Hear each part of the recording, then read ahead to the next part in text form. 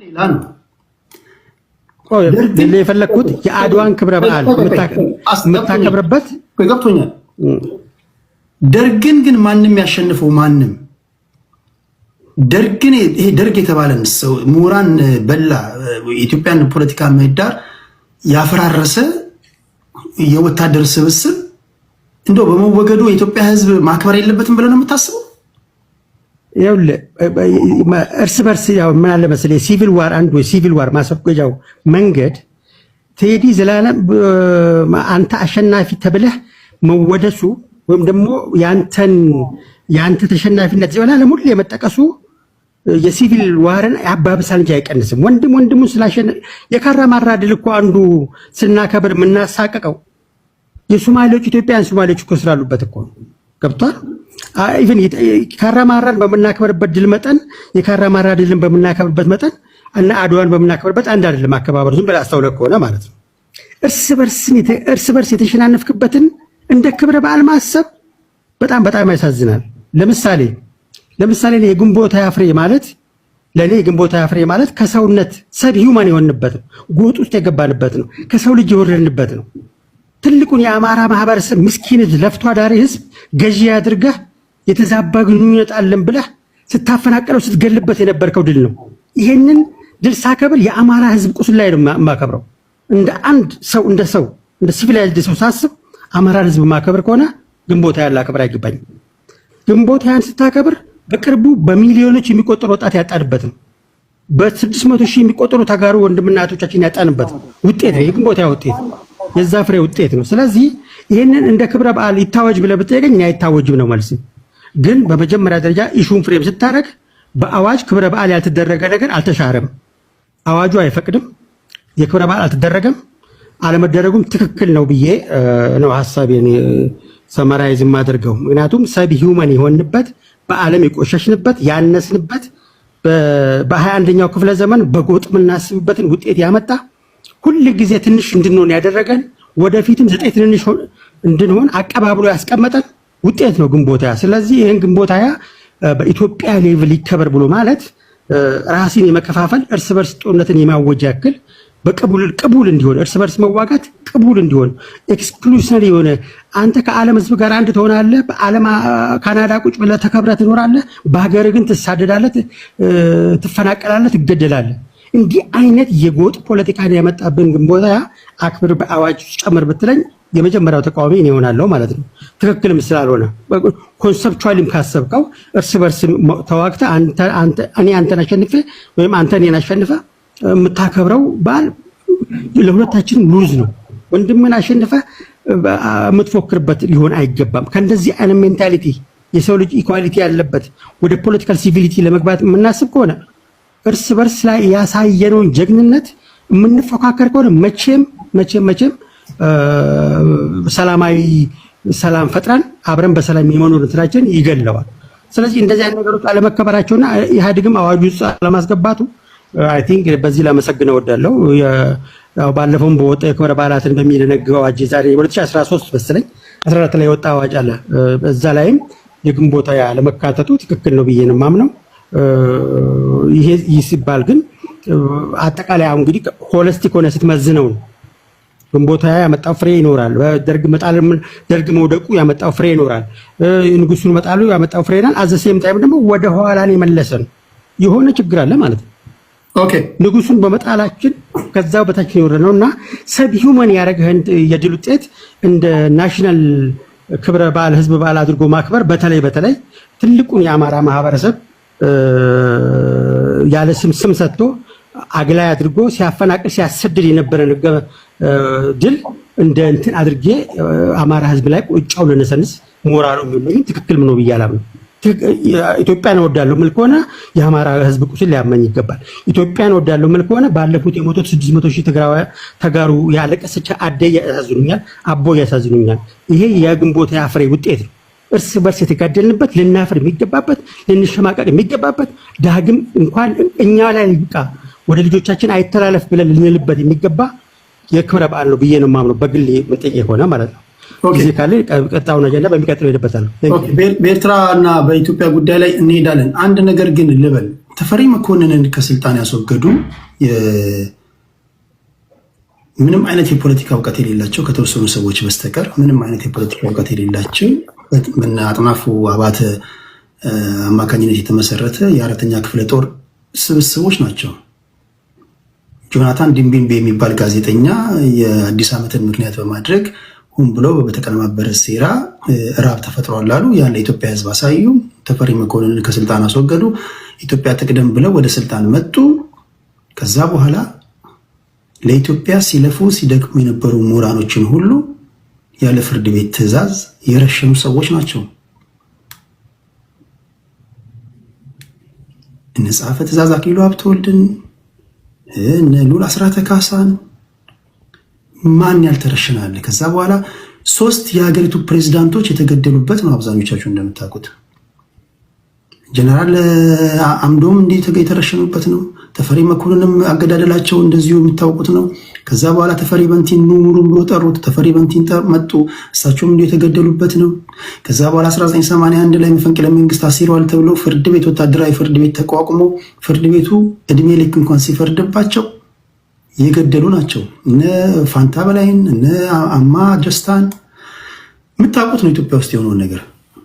ከዛ በኋላ ከውጭ ሀገር ኢትዮጵያን ለማዳን አጀንዳ አይዲያ ይዘው የመጡ የፖለቲካ ፓርቲዎችን ያሳደደ ስብስብ ነው። እንግዲህ ባነበብኩትና በገባኝ ደረጃ እነ መኢሶን ሰዎች እነ ኃይሌ ፊዳ የተረሸኑበት፣ ተስፋዬ ደበሳይ እንደምታውቁት የሆኑበት፣ የኢሃፓ ሰዎች የተሳደዱበት ኢትዮጵያ ውስጥ የሀሳብ የበላይነት እኛ መጀመሪያ ይህን ንጉሳዊ ስርዓት ካስወገደን በኋላ የፖለቲካ ሰዎች ስላልሆንን ወደ ካምፓችን እንመለሳለን፣ እኛ የመጣነው ንጉሳዊ ስርዓትን ለማስወገድ ነው ብለው የኢትዮጵያን ሕዝብ ካታለሉ በኋላ ዙፋኑን ከያዙ በኋላ የሙጥኝ ብሎ ስልጣን ላይ ተቀምጠው ሀሳብ ያላቸው ፖለቲካ ፓርቲዎችን ያሳደዱ፣ ወጣቶችን የገደሉ መልካም ነገሮችን ሰርቷል። እነሱ ፌርነስም የምናገረው ነገር አለ። ነገር ግን በኢትዮጵያ ታሪክ ወርቃማ የሚባለውን እድል ያመከኑ ስብስቦች ናቸው ብዬ አስባለሁ። ብዙዎቹ በዚህ ሀሳብ ይስማማሉ ብዬ አስባለሁ። ከዛ በዘለለ ግን ደርጎች መልካም ነገር እንዳደረጉ ይነገርላቸዋል። ለምሳሌ የመሬት ጥያቄ መልሰዋል። በተቻለ መጠን የብሔር ብሔረሰቦች ቆጠራ እንዲካሄድ አድርገዋል። ከንጉሳዊ ስርዓት ወደ ሪፐብሊካዊ ስርዓት እንድንመጣ አድርገውናል። የሃይማኖት እኩልነት በተቻለ መጠን እንዲመጣ ማድረግ ችለዋል። ፍትሐዊ የሀብት ክፍፍል እንዲኖር አድርገዋል። እኚህ ነገሮችን ማድረግ ይቻላል፣ መጥቀስ ይቻላል። በተረፈ ግን እውቀት ያጡ ስብስቦች፣ ምንም አይነት የፖለቲካ እሳቤ የሌላቸው ሰዎች አሁን ለገባንበት ውጥንቅጥ የአንበሳውን ድርሻ መውሰድ ካለባቸው መውሰድ የሚገባቸው ሰዎች። በነገራችን ላይ እነ ጸሐፌ ትእዛዝ አክሊሉ ሀብተወልድን ሲገሉ እያንዳንዱ እነዚህ 60ዎቹ ተገደሉ በተባሉበት ሰዓት ማክሲመም እንደው በፍርድ ቤት ጉዳያቸው ይታይ ቢባል ማክሲመም ፍርድ ቤት ሊፈረድባቸው የሚችለው ከ5 ዓመት ያልዘለለ ነው። ነገር ግን ጠላት እንኳን በዚህ ደረጃ ሊገደል በማይችልበት ደረጃ በጭካኔ ለሀገር የደከሙ እና አክሊሉ ሀብተወልድን የምታውቋቸው ናቸው። ብሔራዊ ባንክ ያቋቋሙ፣ ኢትዮጵያ አየር መንገድን ያቋቋሙ፣ ኢትዮጵያ የአፍሪካ ህብረት መቀመጫ እንድትሆን የተሟገዱ የምታውቁት ነው። ካዛብላንካ እና ሞኖሮቪያ ግሩፕ ላይ የነበረውን ፍጥጫ ታውቃላችሁ። እያንዳንዱ ኢትዮጵያን በዱር በገደሉ በዲፕሎማሲው መስክ አንቱ እንድትባል ያደረጉ ዜጎችን ምሁራንን የበላ መንግስት ነው ደርግ። ከዚህ ውጭ ሀቅ ካላቸው ልናወራ እንችላለን። ይህን ስብስብ እነዚህ አላዋቂ ሰዎች ያውም ደግሞ አላዋቂ መሆናቸው በጣም የሚገርማቸው ጀነራል ሆነው ወታደራዊ እርከን ላይ ጫፍ ላይ ተቀምጠው ከእግረኛ ወታደር ጋር የሚመሳጠሩ ጀነራል ላይ ተቀምጠው ጀነራል ሆነው ማለት ነው የሀገሪቱ ወታደራዊ አዛዥ፣ የምድር ኃይል አዛዥ፣ የአየር ኃይል አዛዥ ሆነው ከሚዋጋቸው አካል ጋር የሚመሳጠሩ ሆዳሞች ናቸው። በነገራችን ላይ ራሳቸውን የበሉ ሰዎች ናቸው። ይሄ አላዋቂ ስብስብ መወገዱ ከኢትዮጵያ ሕዝብ ላይ ከኢትዮጵያ ሕዝብ ጫንቃ ላይ እረፍት አይደለም ወይ? እንደው መከበር ይሄ ካልተከበረ ምን ሊከበር ይችላል? እኚህ ሰዎች ስልጣን ላይ ቢቀጥሉ ኖሮ ኢትዮጵያ እንደ ሀገር ልትቀጥል የምትችልበት ቦታ አለ ወይ? ብዙዎቹ የሚያነሱት ጥያቄ ነው። ቢኮዝ የነበረውን ውጥረት የምታዩት ነው። አንዳንዶች ደግሞ የለም ደርጎች ተፈሪ መኮንን ከስልጣን አስወገዱ፣ ከዛ በኋላ ኢህአዴግ መጣ፣ ከደርግ የባሰ ስርዓት ገነባለን፣ በብሔር ብሔረሰቦች እንድንባላ አደረጉን፣ ልክ እንደ መኪና ታርጋ እንደሚለጠፈው ሁሉ በክልል ሲዳማ፣ ወላይታ፣ አማራ፣ ከምባታ፣ ኦሮሞ ብሎ ከፋፍለውን እርስ በርስ አባሉን፣ አይተንም ሰምተንም የማናውቀው አደጋ ውስጥ አሉን የሚሉ አሉ። ስለዚህ በተቻለ መጠን የሁለቱንም ወገን ሰምተን ግንቦታን እንዴት ነው የምታዩት? ይሄ በዓል ግን ታስቦም የሚከበር ይሁን ብሔራዊ በዓል የሚሆን እንደው እንዳይከበርም እንዳይታሰብም መደረጉ ትክክል ነው ወይ? እነዚህ ስናነሳ ለነዛም ለደርጎችም ፌርነስ ለሻሪዎችም ፌርነስ ሚዛን ላይ አስቀምጠን ቢሆን ይሻላል እና በተለይ አንዳንዶቻችን ስንገባ ኮምፕሊትሊ ከደርግ ጥላቻም እንዳይሆን ኮምፕሊትሊ ከቲፒኤልኤፍ ጥላቻም ወይም ደግሞ ከብልጽግና አፍቃረ ብልጽግና ደጋፊ መሆናቸው እንዳይሆን በተቻለ መጠን ዕውቀት ያለው ነገር እንድናደርግ ስለፈለኩኝ ነው። የሚያደምጡ ሰዎች ዕውቀት ያለው ነገር እንዲያገኙ ማለት ነው። ዋና ጋሪ እንደ ሁል ጊዜው አመሰግናለሁ። አንድ ዙር ይኖርሃል። በኢትዮጵያና በኤርትራ ጉዳይ ላይ ጦርነት ሊነሳ ይችላል ወይስ አይችልም የሚለውንም ትሄድበታለህ። ይሄ ባነሳሁት ጉዳይ ላይ ደግሞ የደርግን ጉዳይ አስመልክቶም የተወሰነ ደቂቃ ትወስዳለህ፣ እዛው ትሆናለህ። ፋክት ኒውስ ጤና ይስጥልኝ። አብሮ ይስጥልህ። እንዴት ነህ? አለሁልህ፣ እግዚአብሔር ይመስገን።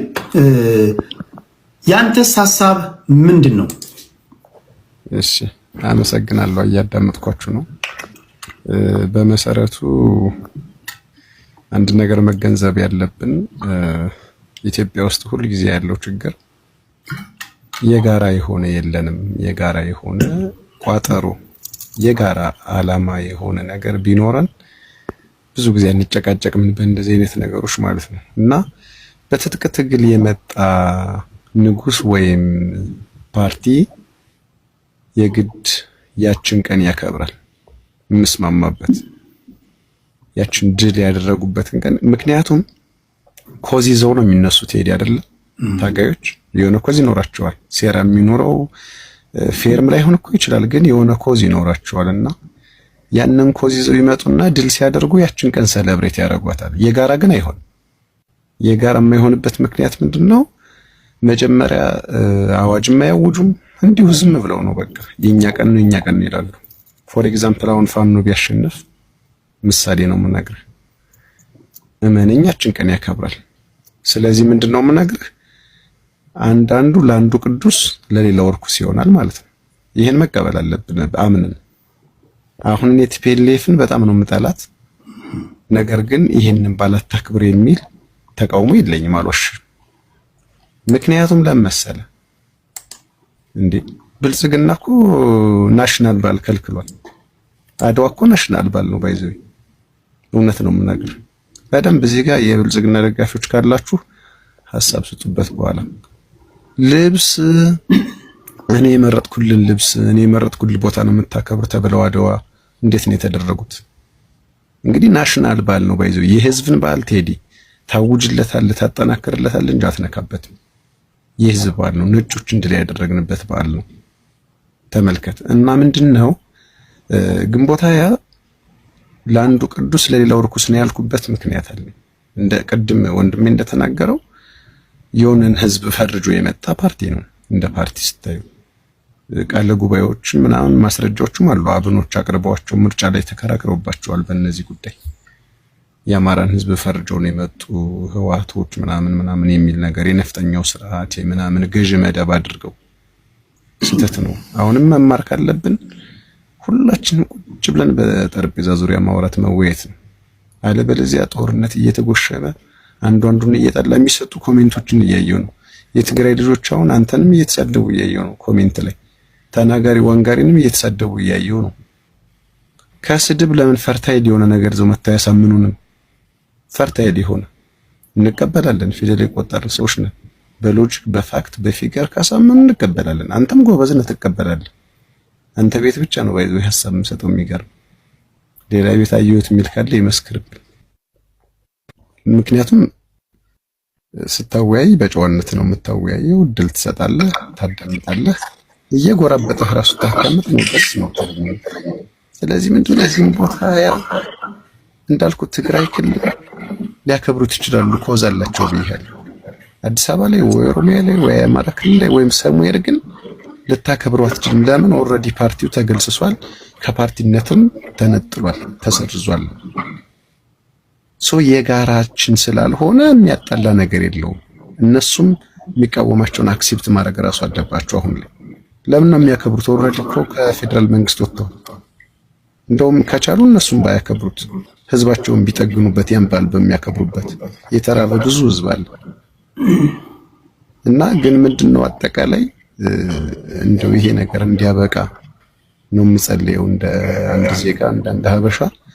እንደዚህ አይነት ነገሮች ገመድ መጓተቶች የአንዱን ቁስል አንዱ መውጋት የለበትም። አንዱ ቁስል ላይ አንዱ መራመድ የለበትም። አንተ እንዳልከው የማያስፈልጉ ነገሮች መወገዝ አለባቸው፣ ብላክ ኤንድ ዋይት ተነግሮ ማለት ነው።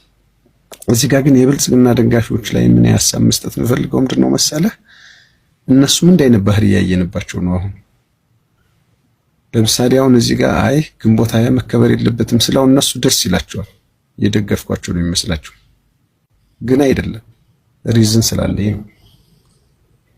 እና ምንድነው በአዋጅ የተአወጀን ነገር በአዋጅ ነው እንትን የምትለው፣ አዋጁን አሻሽለህ። በህገ መንግስት የታወጀን ነገር በህገ መንግስት ነው። ለምሳሌ ኦሮምኛ ትምህርት አሁን ህዝቡ ላይ የተጫነው ለምሳሌ ከህገ መንግስቱ ውጭ ነው። የሚገርም ምሳሌ ባነሳል። ይሄን ብልጽግናዎች እንዴት ያዩታል? አብረው ግንቦት ሃያም እንደዚህ ነው። አዋጅ አውጀህ አዋጁን በአዋጅ መሻር ትችላለህ፣ ህዝብን እያወያየህ ህገ መንግስቱንም ያሉ ነገሮችን በህገ መንግስት አሻሽለህ አውጥተህ ነው እንጂ ደስ ያለህን እያመጣህ እኔ ስልጣን ይዣለሁና እንደዚህ አድርጋለሁ እየተባለ ወዳሉን ነገር እየተገባ ነው ያለውና ባጭሩ ምንድነው ግንቦት ሃያ ለኢትዮጵያ ህዝብ ያን ያህል የዋለለት ውለታ የለም። አንዱን እየደመሰሰ መጣ። ደርጌ እነዛኞችን አላከብርም የኔ እንድላከብራለሁ አለ። ይሄኛው ደግሞ እንደዚህ ያከብራለሁ አለ። አሁን ደግሞ ነገ ብልጽግና መመነኝ ባለፈው 7 ዓመታት እያለ ሲያከብራን ነበር ድግስ ደግሶ 7ኛ ዓመታችን ምናምን እያሉ ብልጽግናዎች ራሱ ባያውጁም እኮ ተደግሶ በሚሊዮን ወጥቶበት ሲያከብሩ ነበር። ይሄስ በምን ይለያል? እና ያለው ነገር ይሄ ነው። አመሰግናለሁ። ሐሳቤ የጎራበጣችሁ ካላችሁ ምናልባት ይቅርታ። ስለዚህ እንዳይከበር መከልከሉ ትክክል ነው ያልከው? አዎ በትክክል። ኦኬ እሺ፣ ወደ ሶራ እመጣለሁ። ሶራ እሺ ቴዲ እንዴት ነው? ሰላም አለን። እሺ አሁን ስለ ግንቦት ሃያ የተነሱት ነገሮች አሉ። ግንቦት ሃያ በዓሉ ሲከበር ማለት ብዙ ፍላጎት ነበረው ወይ የሚለው ነው አንድ ፖይንት እኔ የማየው። ለምሳሌ ግንቦት ሃያ ሲከበር ሰዎች ከስራ ለመቅረት ወይም ትምህርት ቤት ስለሚዘጋ ምናምን ደስ ብሏቸው ሊያከብሩ ይችላሉ እንጂ እውነተኛ የኔ ማለት ደስ ብሎኝ ሀገራዊ በዓል ነው ምናምን ብሎ የሚያከብር ሰው ላይ አይቻልም። እንዳጋጣሚ ሆነው ማለት ነው። ብዙ ሰዎች ደስተኛ ሆነው በቃ ልክ አሁን አድዋ ሲከበር ሰው ደስ ብሎት ያከብራል። ቲሸርት አሰርቶ ምናምን የሆነ ቫይቡ ደስ የሚል ቫይብ ይፈጥራል። ሰው ኢትዮጵያዊነት የሚፈጥር የጋራ አንድነት የሚፈጥር ነገር ነው ምናምን ብሎ ሰዎች ደስተኛ ሆነው ሲያከብሩ አይቻለሁ። ግንቦት ሃያን ግን እንደዛ ጠብቆ ጓጉቶ የሚያከብር ሰው የለም እኔ እስከማውቀው ድረስ በአብዛኛው ሰው ማለት ነው። የሆነ አካል ደግሞ የሚፈልገው አካል አለ ደግሞ ግንቦት ሃያ የኔ ትክክለኛ የህልውናዬ ቀን ነው፣ በቃ ትክክለኛ እኔ ማንነቴን ያገኘሁበት ቀን ነው ብሎ ደግሞ የሚያስብ ሰው አለ። ያ አሁን ክፍፍል ይፈጥራል፣ የጋራ በዓል እንዳይሆን ያደርገዋል ማለት ነው። ከዋንጋሪም ከፋክት ኒውስም ውስጣቸው ነጥቦች አሉ። ግን አሁን ለምሳሌ ኢትዮጵያ ውስጥ ለምሳሌ የካቲት 12 የሰማዕታት ቀን ታስቦ ነው የሚውለው፣ ለዛውም በጣሊያን የተጨፈጨፈበት ኢትዮጵያኖች ቀን ማለት ነው። ይሄ እንግዲህ አሁን አስበው ከግንቦት ሃያ አንፃር የትኛው ነው ቫልዩ የሚሰጠው ፖይንቱ? የካቲት 12 ለኔ ቫልዩ ያለው በደንብ ቢከበር ማለት ነው። ብሔራዊ በዓል ሆኖ ማለት ነው። ለብሔራዊ አንድነትም ለሀገራዊ አንድነትም ሞር የካቲት 12 የተለያየ ቫልዩ አለው። እንዲሁም ካራማራ ጨምር ማለት ነው። ካራማራ ኮንዶም ታስቦ የማይውልም ብሔራዊ በዓልም አይደለም። የሚገርመው ነገር ማለት ነው። አንድ ነገር ግን እዚህ ጋር እንትን ቅድም ዋንጋሪ ሲናገር ነበር። እኔ እስከማውቀው ኢትዮጵያ ውስጥ ግንቦት ሃያ ታስበው የሚከበሩ በዓላቶች ብሔራዊ በዓላቶች አይደሉም። የመንግስት መስሪያ ቤቶች አይዘጉም፣ የግልም እንደዚሁ ብሔራዊ በዓል ስላልሆነ መንግስት መስሪያ ቤቶች እንዳይዘጉ የሚከለክላቸው ናቸው። በግንቦት ሃያ ግን በግንቦት ሃያ ወቅት ግን እኔ የሚከፈት መስሪያ ቤት አለ ብዬ እኔ አላስታውስም። ሁሉም መስሪያ ቤቶች እንደሚዘጉ 34 ዓመት ትምህርት ቤትም ሆነ ስራ ላይም ሆነ ስራ ይዘጋል፣ ትምህርት ይዘጋል። ምንም ስለዚህ ብሔራዊ ታስበው የሚውል በዓል ነው ልንለው አንችልም። ባይጻፍም በግድ ስለዚህ ብሔራዊ በዓል ነው ማለት ነው። ታስበው የሚውል እኮ ባህል ቢሆን እኮ እንደ የካቲት 12 ስራ ይዘጋም ነበር ምናምን ታስበው ይታለፍ ነበር። ዝም ብለህ የአበባ ጉንጉን ብቻ አስቀምጠህ ታልፈው ነበር ማለት ነው ኖርማሊ። አሁን ካራማራ ምናምን ለምሳሌ ብሔራዊ በዓልም አይደለም ታስበው የሚውልም በዓል አይደለም። ሰዎች በግል በኩባ ኤምባሲ አማካኝነት በምናምን በተለያየ መልኩ በግል ፍላጎታቸው ሄደው ያከብራሉ እንጂ መንግስት ኦፊሻሊ አስቦት ራሱ አይውልም። ስለዚህ አሁን ሰው የሚያየው አሁን እኮ በደርግ ጭካኔ ላይ በደርግ ጊዜ የነበሩ ሰዎች እኮ ይስማማሉ። ቅድም የዘረዘርኩትን ህዝቡ እያየ ያለው ደርግን ካስወገድክ በኋላ የመጣው ስርዓት ምን አይነት ስርዓት ነው የሚለው ነውና እውነትም ግንቦት ሃያን እያከበርን እንድናልፈው ወይም ደግሞ እንድናከብረው የሚያደርግ ስርዓት ነው የመጣው ወይስ ከደርግን የሚያስመኝ ስርዓት ነበር የተከሉልን ኢህአዴጎች? በዚህ መሃል መስለኝ ያለውና አሁን መከበር ነበረበት መከበር የለበትም የሚለውን ጉዳይ ከደርግ በኋላ ስለመጣው ወይም ደግሞ ስለተተከለው መንግስት ይመስለኛል አይደል? ያ ዋናው ፖይንት እኮ ነው። ለምሳሌ ብልጽግና መጋቢት ምናምን የመጣበትን በዓል ብሔራዊ በዓል ቢያደርገው በካላንደር እንዲዘጋ ቢያደርገው ማለት ነው ሁሉም ኢትዮጵያ ደስ ብሎት ያከብራል? አያከብርም። አሁን ለምሳሌ የሚቃወም ሰው አለ ብልጽግና። እንደዚህ ነው የሚሆነው። ገብቷል? የእርስ በርስ የሚለው ቅድም አንጋሪ ፖይንቱን መጋራው በዚህ ነው። የእርስ በርስ ሲሆን የጋራ ሐሳብ ሊኖር አይችልም። አድዋ ሁሉንም ሰው ያግባባል። ለምን ሁሉም ኢትዮጵያዊ ነው ፓርቲሲፔት ያደረገበት የኔ ነው ብሎ ያምናል ሰዎች። ግን አሁን ለምሳሌ የብልጽግና በዓልም ኦፊሻል በዓል ሆኖ ካላንደር ቢዘጋው ሰዎች ደስተኛ አይሆኑ። የሚከፋው ህዝብ አለ፣ የሚደሰትም እንዳለ ማለት ነው። ግንቦት ሃያ ካስታወስክ እኮ ለምሳሌ ሲከበር ሰዎች በሃይገር ባስ ምናምን እየሄዱ በካድሬ ምናምን በቀበሌ የሰበሰበ ዝም ብሎ የሚያከብረው እንጂ ሰው ደስ ብሎት ወዶ ፈቅዶ እንደ አድዋ ድል በዓል በራሱ ትራንስፖርት ሄዶ ምናምን ነገር አያከብርም።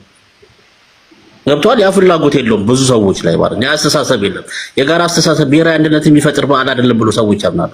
እንዳልከው ደግሞ የሆነ ቦታ ላይ ደግሞ የሚፈልግ ሰው ነበረ ግንቦት ሃያን የሚያከብር ሰው በተለያየ ምክንያት ማለት ነው። በአብዛኛው ከኔ ጭምር ግንቦት ሃያ ሲመጣ ነገ ስራ የለም ብዬ ተኝቼ ለመዋል ነበር የምጠቀምበት በአብዛኛው ማለት ነው። ምክንያቱም ለኔ ምንም እንትን የለውም፣ በቃ ፋይዳ ቢስ ነው ለኔ። አሁን ስሜት የለውም። ደስ የሚላቸው ዘሩ ሰዎች አሉ ያንን ፓርት ደግሞ የሚያከብሩ ማለት ነው። ኦኬ ዞሮ ህዝባዊ ተሳትፎ ያለው ባያል ቢሆን አሪፍ ነው። እንደዚህ አያነጋግርም ነበረ ኖርማሊ ማለት ነው። ዞሮ ሲመጣ በኢትዮጵያና በኤርትራ ጉዳይ ያንዣበበ ስላለው ጦርነት ሀሳባችሁን ትሰጡኛላችሁ። ከዛ እንሰናበታለን። አንዳንድ ድል ቀደም ሲል ለአንድ ሰዓት ተኩል ነበር የገባሁት። ነገ በዚህ ርዕስ እገባለሁ። ለዚህ ብቻ ብዬ በሰፊው እናወራለን።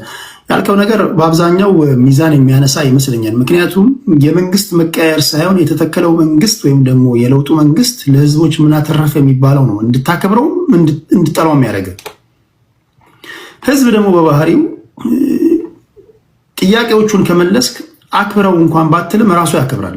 በተለይ ኢትዮጵያ ህዝብ በተለይ ከደርግ በኋላ የመጣው የኢህአዴግ መንግስት ህዝብ አማሯል ወይስ አላማረም? ለህዝብ መልካም ትሩፋቶችን አምጥቷል ወይስ አላመጣም? አይ ትሩፋቶች አምጥቷል፣ በጣም መልካም እድሎችን አምጥቷል፣ ብዙ ነገሮችን የምትሉት በስርዓቱ ተጠቃሚ የሆናችሁ ሰዎች ወይም ደግሞ ኢህአዴግ ውስጥ የነበራችሁ ባለስልጣናቶች መሆን የለባችሁ። ህዝቡ ምን ይላል ነው ስለእናንተ መሆን ያለበት። አሁንም ስልጣን ላይ ያላችሁ ሰዎች እናንተ ስታልፉ ህዝቡ ስለእናንተ ምን ይላል ነው። ምንድነው እየሰራችሁ ያላችሁት?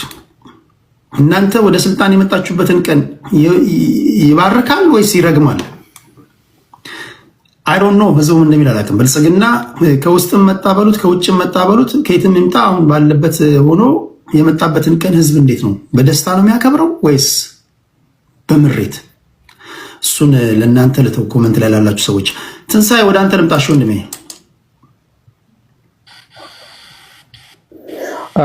ሰላም ቴዲ። አለን። እሺ ቀጥል። ኦኬ ቴንክስ። አይ ቲንክ ግንቦት ሃያን በተመለከተ መሰለኝ አሁን ነው የገባሁት። ዲስከስ ስታደርጉት ከነበረው የተረዳሁት እሱን ነው። ግንቦት ሃያ ኢትዮጵያ ኦፊሻሊ ቅኝ የተገዛችበት ጊዜ ነው። ኮሎናይዜሽን እንደዛ ነው ኢንተርፕሬት የማደርገው።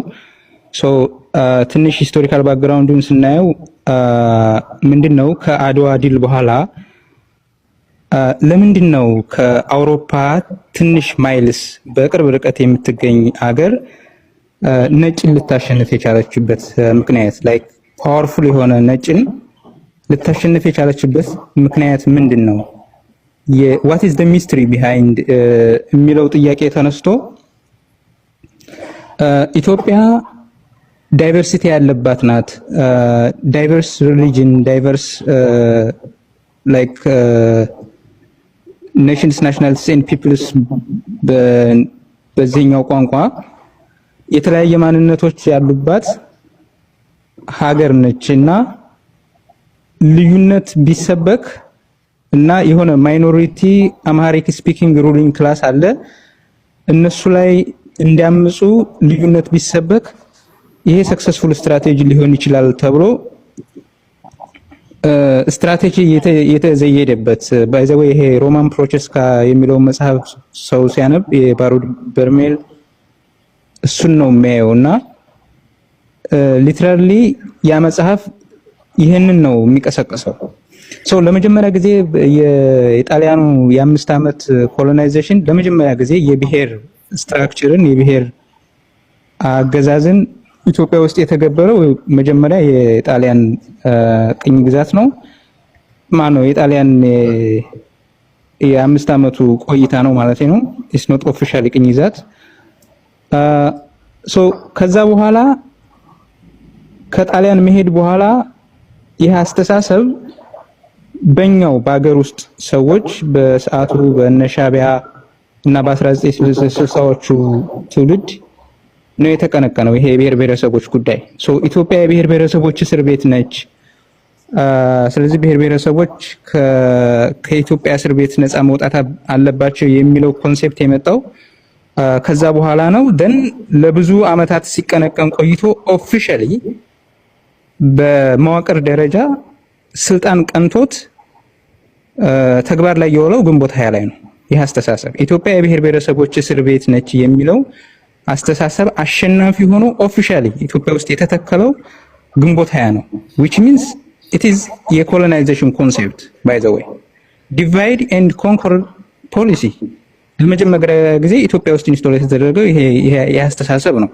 ሶ ህገ መንግስቱን ስታዩት እኛ ብሔር ብሔረሰቦችና ህዝቦች ገና ከፕሪያምብሉ ጀምሮ የራሳችን መልክዓ ምድር ያለን የራሳችን ታሪክ ያለን የራሳችን ባህል ማንነት ያለን አሁን በመፈቃቀድ just voluntarily ኢትዮጵያን ሪክሪኤት አድርገናታል ኢትዮጵያን ፈጥረናል ካልፈለግን ደግሞ መበተን እንችላለን ለዚህም ጋራንቲ አንቀጽ 39ን አስቀምጠናል ብለው የተከሉበት ስርዓት ነው so the whole concept of that constitution that federalism is እኛ